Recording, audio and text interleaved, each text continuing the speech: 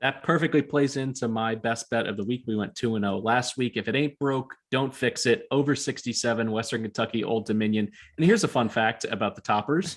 They're the only team in the entire country top 11 in scoring offense and bottom 11 in scoring defense. This is what I love to see. And when I look at Old Dominion, their stats, their resume, it's pretty bad, but they can do one thing at a barely passable level, and that's run the football. Western Kentucky giving up 211 yards per game on the ground. So we saw this formula work last week. They blew past it. I think Old Dominion could score 28 in this game. And Western Kentucky, as long as Bailey Zappi is slinging the ball around the yard, they're good for 42. So once this opened under 70, I was fast to jump on it. I would play it all the way up to 72.5. Is there any reason to pull back on the throttle for everything Western Kentucky related? No. My only reason I wouldn't take it is just because I got burned last week because I took the Old Dominion Marshall over, thinking, they both run at a fast. Old Dominion runs at a very fast pace, which is another good thing that's good for an over. And I was banking on that last week. I had the over between Old Dominion and Marshall. A little bit of Penn State homer in there. Ricky Ronnie versus Charles Huff, two of the Penn State, offensive staffs when we won the Big Ten championship. But I love Ricky Ronnie as an offensive mind. They run fast, like you said. Western Kentucky couldn't stop, anybody. So I like the odds of it. You got Zap Dog might put up 50 anyway. So like you said, you need 20.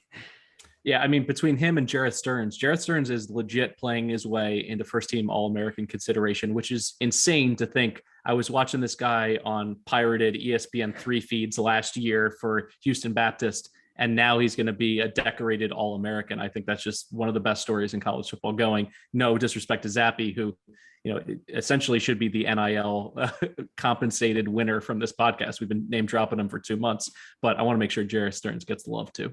I also love talking about Western Kentucky just because I love every time we say Zappy, Matt Mitchell has to put in a little zap bolt thing. So Zappy. Pew, pew, pew, Zappy. pew. All right. Zappy. Enough with the sound effects. Let's go ahead for your best bet of week 7.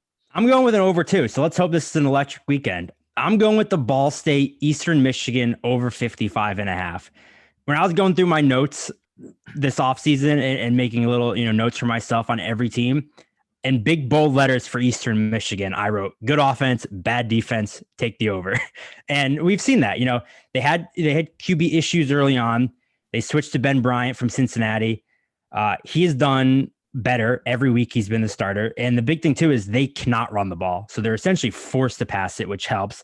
And you look at Bryant since he took over the starter, 298 yards and a touchdown against UMass, 226 and 3 touchdowns against Texas State. Last weekend against NIU, 388 yards, 2 touchdowns. So he's playing better. They only had 38 rushing yards, so they're just not running the ball.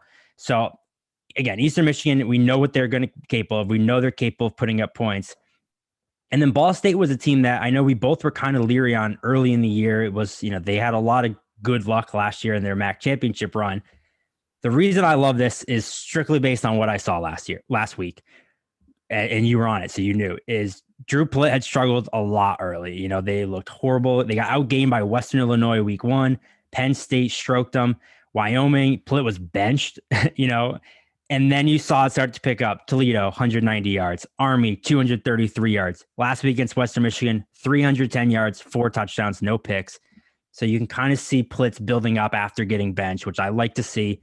So I'm just going to back on Plitt continuing to get better. You see Ball State starting to round into form. At the end of the day, both these defenses are horrible. Ball State ranks 109th in success rate on defense. Eastern Michigan's 123rd. I've seen enough from the offenses that I can trust them. Don't trust these defenses. Give me the over 55.5 in a little action.